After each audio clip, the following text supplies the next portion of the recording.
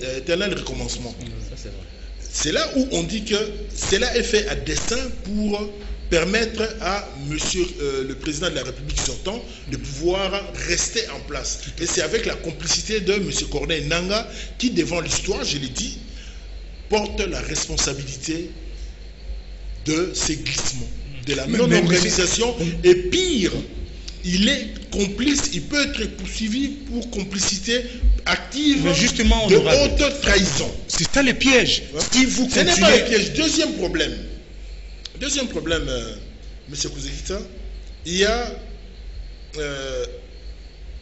une recommandation de cette réunion entre Kim Il-jung et Gims qui s'est tenue au Palais du Peuple. On croirait que vous parlez de la Corée. De vrais personnages. Non, je parle de la forme de la coiffure. Donc, le problème, c'est on vous a lancé de manière abrupte qu'il faut commencer l'enrôlement de la diaspora. On ne vous a pas expliqué la méthode. Ça commence quand? On le fait les ambassades vont s'en occuper. On le fait comment? Les ambassades, je prends un exemple. Vous avez des cousins, des frères partout dans le monde. Les Congolais qui se trouvent en Papouasie-Nouvelle-Guinée, où nous n'avons pas d'ambassade, comment on l'enrôle? Ça prendra combien de temps? Avec quel matériel, puisqu'on dit qu'on n'a pas d'argent? La réponse serait de dire que c'est la Constitution qui le dit. C'est vrai. Tout comme la Constitution avait dit depuis 2001 qu'il fallait que l'administration se rapproche de la population. Donc, la nouvelle territoriale devrait être à 26 et pas 11 pour faire une territoriale de développement. C'est un processus, un objectif porté par la Constitution, mais qui n'a pas été réalisé en 2001, ni en 2003, ni en 2006. On l'a réalisé en 2015, même de manière imparfaite. Ça veut dire que tout simplement, c'est un objectif. Et quand la loi porte un objectif, l'exécutif a le devoir de mettre tout en place pour réaliser. Mais dans l'incantation de M. Nangaa, on n'a pas senti une méthodologie. Comment le faire? Une question pour la forme. Comment le faire? Je m'excuse de terminer. Comment le faire? Tout simplement, ils veulent, après les Kasaï, lancer l'idée de la diaspora. Nous sommes pour que nos frères puissent participer à la vie politique du pays. Mais il faut nous donner la méthode. Vous le faites pendant combien de temps? Ça vous prendra combien de temps? Vous serez surpris. À ce stade, on n'a aucune lisibilité. C'est d'une opacité incroyable. C'est comme si on lançait un mirage, tout simplement pour redonner encore du temps au pouvoir en place. Oui. Nous devons faire en sorte que la chose soit faisable. Il y a des Congolais au Yémen. Il y en a aux États-Unis. Nous avons une ambassade à Washington. Le Congolais qui se trouve dans un des États américains, Hawaï, il fait comment pour y arriver? À Washington. Celui qui se trouve en Alaska, un autre État des États-Unis, il fait comment pour y arriver? Très bien, mais je voudrais quand même que vous puissiez, si vous voulez, donner si vous voulez, la marque de fabrique, bien l'indice principal de votre proposition. Le 200 jours, quelle est sa particularité par rapport aux 504 jours de NAM? Qu'est-ce que les gens doivent retenir de Inglobo en tout cas? Inglobo, c'est que le MLC ainsi que le Front pour le respect de la Constitution ont toujours dit que l'important dans ces pays, face à la crise de légitimité des institutions de la République, de toutes les institutions de la République, il n'y a qu'une seule solution, répartir devant le peuple pour solliciter le suffrage.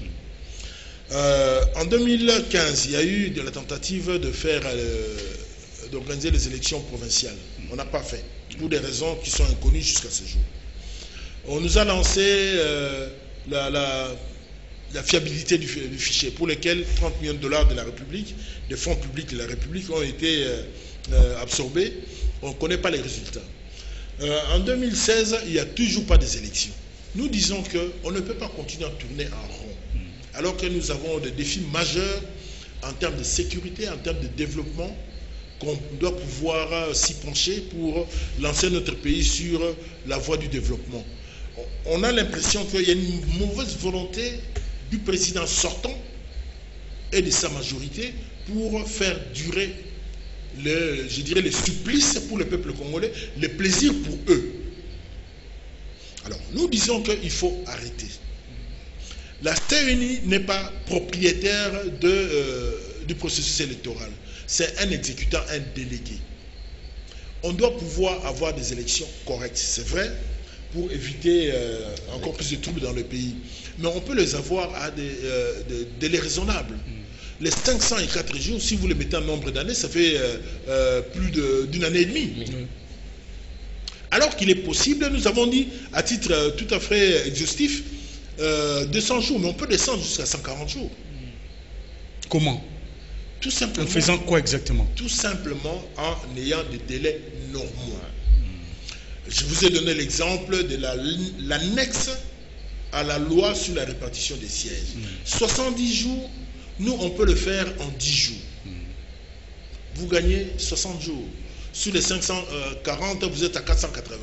On peut décliner sur chacun des systèmes de Nanga et grappiller des jours. Les Kassai, je vous ai démontré que ce n'est pas la peine d'en faire 3 mois.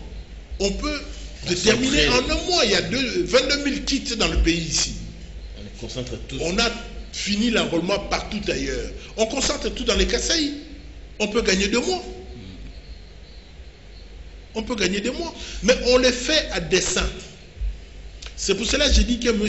Nanga, le peuple vous regarde, l'histoire vous regarde, vous êtes passible de poursuites pour haute trahison, pour avoir déstructuré le système électoral congolais. M. Babala, parce que juste l'a dit ici, l'intelligence de vos 200 jours, vous l'avez dit, on peut grappiller dans les chronogrammes des langues pour gagner des jours. Seulement votre démarche semble un peu en solo, M. Babala. Vous êtes dans la grande famille de l'opposition. Est-ce que la démarche ne peut pas aller vers les autres compères de votre plateforme dans les familles opposition politique? Expliquer à vos collègues d'autres partis de l'opposition, même à ceux de la majorité, l'importance ou la pertinence de 200 jours. Peut-être dans cette configuration-là, on peut porter haut la marque des fabriques du MLC et ces 200 jours peuvent passer. Si vous le faites en solo, pensez pas que vous bloquez un peu la démarche jusqu'à ces jours pour vous. Et ça démontre, ça fragilise l'opposition parce que vous y allez en ordre de disperser. C'est bien que vous ayez relevé cet aspect des choses. Mais j'aimerais vous ramener en 2015. Nous avions une structure qui était d'essence parlementaire au début. Par la suite, c'est devenu une structure au niveau des partis politiques. Mais quand c'était au niveau parlementaire, vous avez eu un certain nombre de résultats assez prometteurs pour l'opposition, notamment la bronca que nous avons faite au niveau de l'Assemblée nationale en ce qui concerne la loi électorale qu'on devait modifier pour les raccoler au recensement de la population pour avoir des élections dans ces pays. Nous avons travaillé sur ces formats-là, nous avons eu beaucoup de résultats. C'est un souhait en fait qu'on puisse, d'une manière générale, au niveau de l'opposition, qu'on puisse parler ensemble. Mais quand vous mettez les Congolais ensemble, on sort de la Cinco, vous les mettez ensemble, immédiatement il se pose un problème d'ego personnel. Or, nous avons un même regard vers les élections. Nous devons avoir le même regard. Mais quand vous mettez les structures en place, vous avez vu, les rassemblements, quand cela a été constitué, cela a eu comme effet de phagocyter la dynamique. Nous sommes dispersés. Les rassemblements à son tour est en train de s'effriter. Il y a les uns qui sont avec Maître Gims et Kim Il-jung, les autres sont restés avec mon frère Félix et Moïse. Le souhait est que nous puissions avoir des passerelles pour des sujets d'ordre transversal, que nous puissions en parler et avoir une même action. Mais là, ça suppose, et cela présuppose un dépassement au niveau personnel. Yeah. Nous, au MSC, nous sommes suffisamment disciplinés, nous sommes conscients qu'il faut la réunion des forces de l'opposition pour arriver à quelque chose. Encore que cela soit, pour que cela soit faisable, il faut que cette attente soit partagée avec les autres forces. Absolument. Or, nous avons des égos qui s'expriment de manière telle que aujourd'hui, ça rend difficile une union qui pourtant est appelée par le vœu de tout le monde. Monsieur Mabala, il y a une opinion, je ne sais pas répondre la parole, il y a qui estime que les MLC de Jean-Pierre Bemba, des Fidel Babala, des Bazaïba, de tous les autres, a une aversion contre Corneille Nangaa. Ça sort un peu du cadre normal des affaires de l'État. C'est comme s'il y a de l'acharnement. Et si on remettait au MLC aujourd'hui les commandes de cette procédure-là électorale, vous tiendrez le pas? J'aimerais d'abord restituer quelque chose dans son état normal. Monsieur Nangaa, je ne le connais pas. On n'a pas gardé les vaches ensemble, on n'a pas grandi ensemble, donc je ne le connais pas. Je connais le président de la CENI qui est un personnage d'une institution d'appui à la démocratie, la CENI. Si on intervient, on en parle, je n'ai rien contre lui. Je ne le connais ni d'Adam ni d'Ève. On parle escalitaté. Quand on est dans ce genre de fonctions, on a des critiques. La critique, ça participe de la démocratie. Il n'y a pas de pensée unique. Quand il dit 504 jours, on ne doit pas dire Amen. Il doit pouvoir nous le démontrer, nous convaincre. Tant qu'il ne l'aura pas fait, nous avons le droit, et la Constitution nous donne ce droit-là, de pouvoir contredire et apporter d'autres éléments.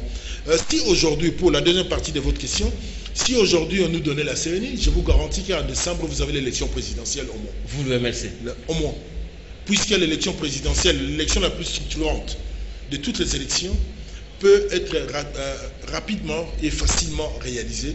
Mais la circonscription étant tous les pays, tout à fait. On n'a pas besoin de la loi sur la répartition des sièges. Tous les enrôlés peuvent voter. Et les candidats, il y en a deux au minimum, maximum, comme on a eu en 2011, 32. C'est facile à faire. Si le MLC prend l'enseigne aujourd'hui, en décembre 2017, il y a l'élection présidentielle. Immédiatement. Mais honorable, vous avez un représentant au niveau de la CENI. Depuis 2006, l'MLC est présent à la CENI. D'abord, c'était avec Madame Mika, et puis le professeur Jacques Joly. Maintenant, c'est avec Madame Nadine. Quel est le rôle de vos représentants, justement, au sein de ces structures qui semblent poser des problèmes depuis sa création? Mais est-ce que vous connaissez une structure humaine, une structure sociale qui ne génère pas de problème? C'est dans l'essence même de l'homme. Quand vous êtes à deux présentateurs, vous devez vous mettre d'accord pour avancer. Sinon, ce sera une cacophonie.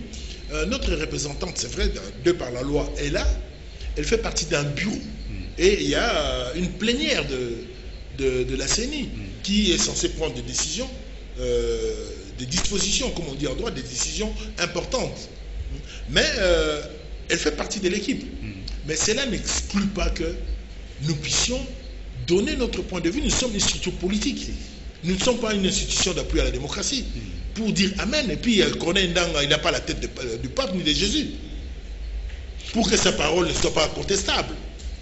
Mais vous voyez, justement, ça pose problème. D'ailleurs, ça c'est la deuxième partie de ma question. Un certain nombre des ONG de la place ont proposé qu'il y ait refondation justement de la CENI. Je parle en passant de la ZADO, de la Voix des Sans-Voix, ainsi que la nouvelle société civile de Tchombela, qui estime que la CENI en a fait trop. Maintenant, il faut refondre cette CENI. Est-ce que vous pensez donner foi à cette démarche? Je laisse à ces organisations la paternité de ce genre de propos. On ne peut pas avoir le beurre et l'argent du beurre. Vous voulez aller aux élections? Corrigeons ce qui existe. Si vous voulez refonder, ce sera un éternel recommencement. C'est un choix politique à faire. Si on veut, on peut recommencer. Encore faut-il qu'on puisse recommencer sur base d'un cadre préétabli qui est la loi.